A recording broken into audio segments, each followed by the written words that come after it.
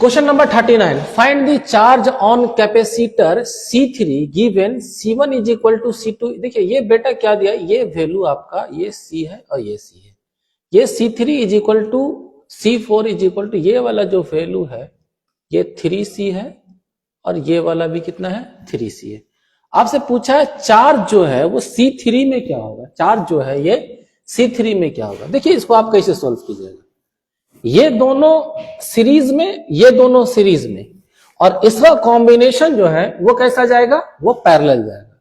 तो जैसे ही आप सोल्व कीजिएगा तो ये वाला देखिए तो ये ऐसा जाएगा, ये ऐसा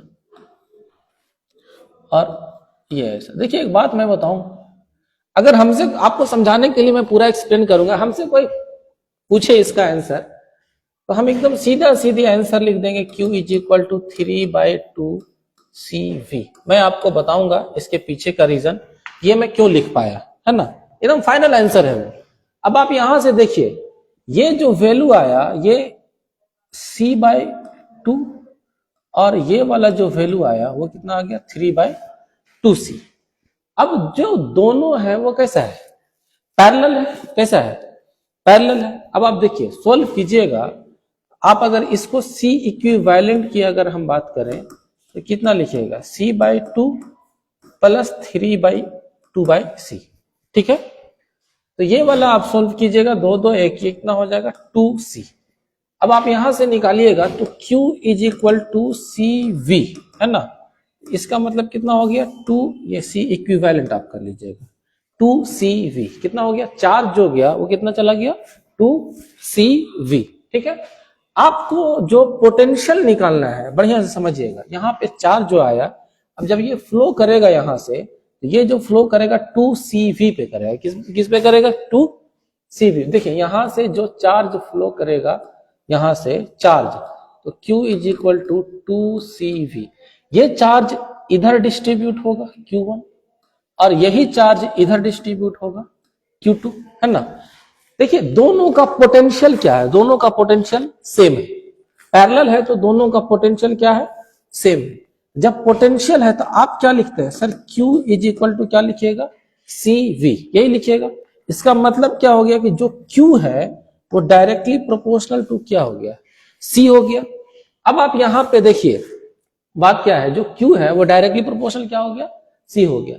अब सुनिए बढ़िया से समझिए, अगर मैं बेटा बोलता हूं एक बात आपसे, अगर मैं ये बोल रहा हूं कि अगर ये वाला x है डायरेक्टली प्रोपोर्शनल है, अगर ये मैं बोल रहा हूं ये x है, ये वाला जो है x है, C/2 को लिए हैं x, तो ये वाला कितना लिखेंगे 3x, कोई दिक्कत।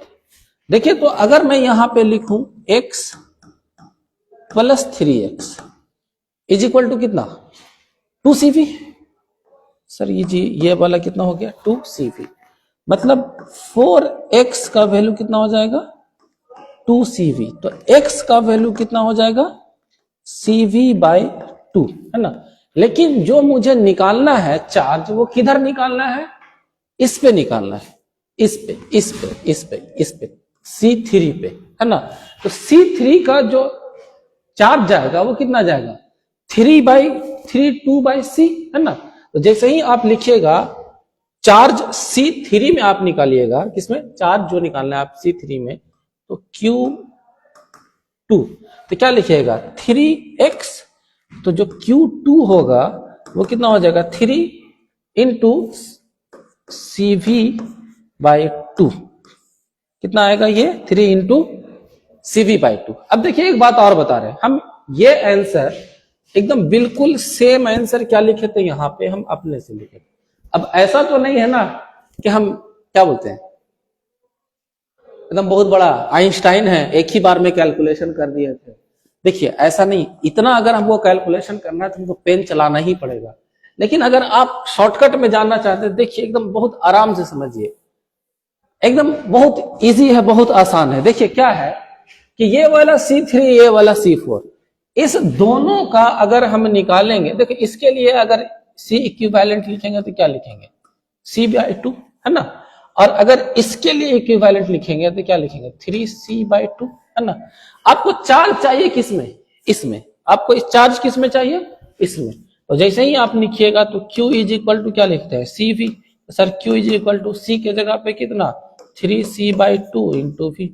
बस 2 लाइन में आंसर खत्म, यही आपका आंसर। यहीं से मैं यहाँ पे डायरेक्टली लिख दिया था आपका 3/2 CV। ठीक है।